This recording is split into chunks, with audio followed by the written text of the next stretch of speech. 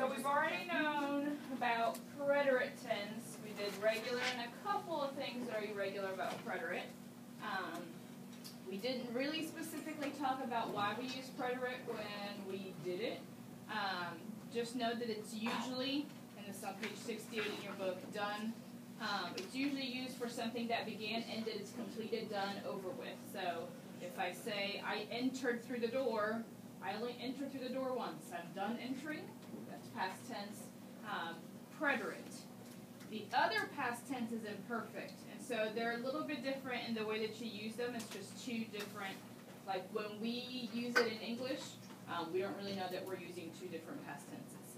But when you say, I used to go to the beach every summer when I was little. Used to signals imperfect tense. So it'll be understood. You won't have to know the word or the phrase for used to.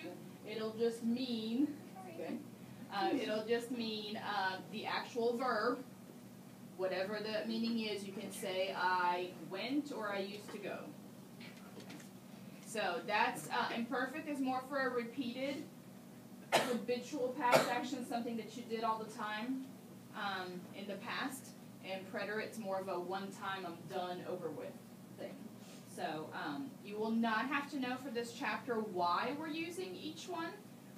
There's a chapter later that we move to Spanish 3 that is comparing when do you use preterite versus when do you use imperfect, and then you have to think of all the reasons. Kind of like the ser and estar of Spanish 2 and 3. You have to compare ser and estar in Spanish 1. This you would have to compare two tenses, not just two verbs. So it's a larger comparison. I just want you to have an idea of the main difference between the two, but you won't have to be responsible for knowing why you're doing what you're doing. You'll just be responsible for knowing how to work with the imperfect tense only for this chapter. I will show you some more reasons on the back of your notes that will tell you more specific uses for the imperfect and how you can have preterite and imperfect in the same sentence. Okay, so just different uses. But in the preterite, the tricky thing is, and the things that are going to come up after the break, is that there are a lot of irregulars. There's a lot of weird little tricky things. There are basements, there are I-to-Ys, there are stem changers that are only one letter, there are stem changers that are the whole verb. There's all kinds of weird things in the preterite. So we're going to talk more about preterite when we come back. But since imperfect is an easy chapter to do right before break, we're going to go ahead and get imperfect out of the way. Get it done, over with. All you need to know about imperfect we're going to talk about today. So, yes. So habitual past action, something that happened many times in the past. You don't usually have a specific time when something happened for imperfect. And you usually do have a specific time. If there's a specific time mentioned, like last week blocks off that period of time to make it preterite. So there are key words to look for, like if you use the word on your vocab from this chapter, frequently. If you did something frequently, that can't be preterite. It has to be imperfect because it happened more than once. Frequently can't be just one time. So there's a couple of things to look for that you'll see with this chapter, just like we did keywords for preterite. We'll have some for imperfect, but kind of in a nutshell, preterite happened one time, and imperfect refers to age or time, refers to used to do something, and then whenever you take that something, that verb, you just conjugate it in the imperfect, which I'm about to show you how, and then that will mean I played or used to play. So you can have different meanings depending on how you're using it. Page 74 goes over more reasons like description. Anytime you're describing anything in the past, you're going to use the imperfect. This is one of the big reasons. If you remember when we did eat and sit in the preterite, they were the same box, and I said you don't really need to know until later that it's really description is used in the imperfect and not in the preterite. And so that's why for description we use imperfect. Mira, necesito que me dejes un examen de medio curso, porque tú sabes que yo no tengo examen. Tengo que verlo. Ellos están diciendo que no saben, buenos días, que hay muchas cosas que ellos no aprendieron. Lo siento. Me dijo el Señor. Muchas cosas que ellos no saben. Van a jugar con él, entonces que no sé. Van a jugar con él. Van a decir lo que quieren decir. No, pero es que el examen ese es el examen, este es el que es. Vamos a ver. Okay. She likes to always ask me for things in the middle of things. Okay. So, description is a big thing in the imperfect. Normally when you're describing, you use the verb said, but instead of using the verb said in the preterite, you're going to use it in the imperfect. So, a couple things. Again, you don't need to know the uses, you need to know how to do it. Okay? So, on page 68 in your book, it tells you the endings. And at the top of your notes, you have imperfect, which is a repeated or habitual past action or action in the past. Used to will be understood when we use it in the imperfect. It can always be part of the translation of the verb. And usually refers to age or time. And you have more uses than what we talked about on page 74 in your textbook. And then we'll go over a little bit more specific reasons on the back of your notes. But again, you don't need to know reasons. You just need to know how to do it. And the excellent news is that the reason why imperfect is so easy is because we have regular AR verbs, regular ER/IR verbs, and we only have 3 irregulars. If it's not one of those 3, it's a regular verb that will never change. I'll never come back and say, oh wait, there's one more thing. There's not. That's it. Just 3. So for any and all AR verbs, all AR verbs, because your 3 irregulars happen to not be AR verbs. Every single AR verb you will ever see, whether it was reflexive, stem changer, anything else in any other tense that was irregular, now when we switch tenses, it is now a brand new set of rules. So for AR verbs, you're going to take off the AR and add aba, abas, aba. Yes, I noticed those 2 are the same. So how are you going to be able to tell the difference between this aba and this aba? Either it will have a subject with it, or context clues. Okay, so that's even easier to remember. One less to remember. Abamos, make sure you have a very clear accent, and aban. Okay, so very clear accent. Only the nosotros form. Normally the nosotros form gets no accent. Here it's the only one that gets an accent.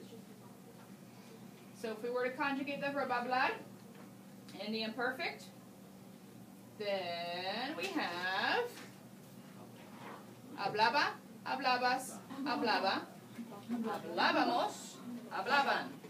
These are the fun ones to say.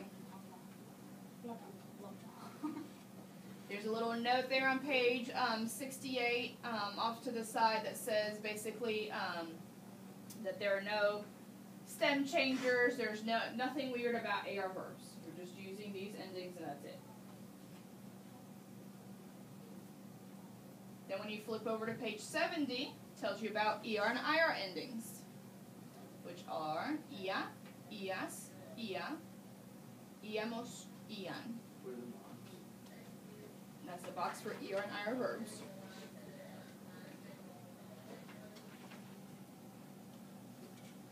Notice every single I gets an accent. So our accent's crucial this time? Absolutely. So I gave you an example of an ER verb, comer. Always make sure you put your meanings next to it, because we'll need to know meanings for our test. Same meanings of the verbs that we've been using since Spanish 1. Okay. But take away your ER, IR, add your endings, same exact box. Comía, comías, comía, comíamos, comían. Make sure your accents are very clear. And an IR verb uses the very same endings. Vivía, vivías, vivía, vivíamos, vivían. There is a note under number 2 on page 70 that talks about I. Is a word that's used fairly often in the present tense. Salud. For there is or there are. The I version in the imperfect tense is había. You'll just see it as throughout this chapter, so just know that había instead of there is or there are in the present tense would be there was or there were something. So that's for any AR, ER, IR verb that is not the following 3 verbs we're about to talk about. So this is a very easy tense, the imperfect tense, if only has 3 irregulars, If it's not one of the three we're about to talk about, treat it like a regular verb, even if it was irregular in any other tense. Okay. So, we've got vid. Vid is not technically listed on page 72 in your book. There's a tiny little note off to the side about vid. That it tells you that the stem for vid is VE. So instead, for the verb, you normally drop that ER. You're going to keep that E. So the stem is VE, and then you add your endings. So it would be veía, veías, veía, veíamos, veían. And you're not doing any I to Y changes or anything. That's only for preterite. So throw away all the other rules for present and preterite. No longer apply those. Then it gives you the boxes for ser and ir, which are separate boxes. So you've got to remember that ser is era, eras, era, éramos, eran, accent only in the nosotros form. And for ir, it's iba, ibas, iba, íbamos, iban, accent only in the nosotros form. So crucial to make sure you know where your accents go, crucial to make sure that your accents are on top of the letters slanted to the right where they should be so they don't look like they're drifting off to any other part of the word. Ver, ser, ir, that's it. If it's not those three verbs, treat it like a regular verb, use your regular endings, regular accents where they should go. This is it. Couple of extra notes down at the bottom. Used to will always be understood. So I saw or used to see. You saw or used to see. He was. We went or used to go. So used to's understood as part of the actual translations. There are no stem changers. Any other AR, ER, IR, boot, shoe, reflexive, basement, irregular, etc. We've had tons of different verbs. All those lists are now regular verbs. The only thing that stays consistent between all tenses is that if it's a reflexive verb, you need your reflexive pronouns. Once you drop off that SC at the end of a reflexive verb, and you put me, te, se, nos, and se to agree with your subject, then all you have to do is take what's left over of the verb, see if it's an AR, ER, IR, conjugate it, put your endings on it. And the two verbs in a row rule is the only other thing that's common between all the tenses. If you have the first verb, conjugate the first verb. If you have the second verb in a row immediately following the first verb, you don't conjugate the second one. So imperfect is easy because it only has three regulars, and because anything in the imperfect, if you notice, is the exact same for the yo form and aosted form. Yo form and the singular form are exactly the same for all three of your irregulars. It's the same for your ER and IR verbs. It's the same for your AR verbs.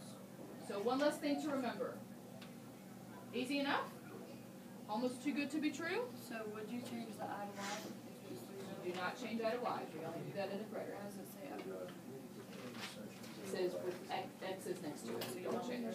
Don't change I to Y. This is it. This is all you need to know about imperfect. On the back of your notes, we're going to go through some reasons why we use imperfect, but you won't need to know those. You just need to know how to form the imperfect tense along with meanings of your verbs.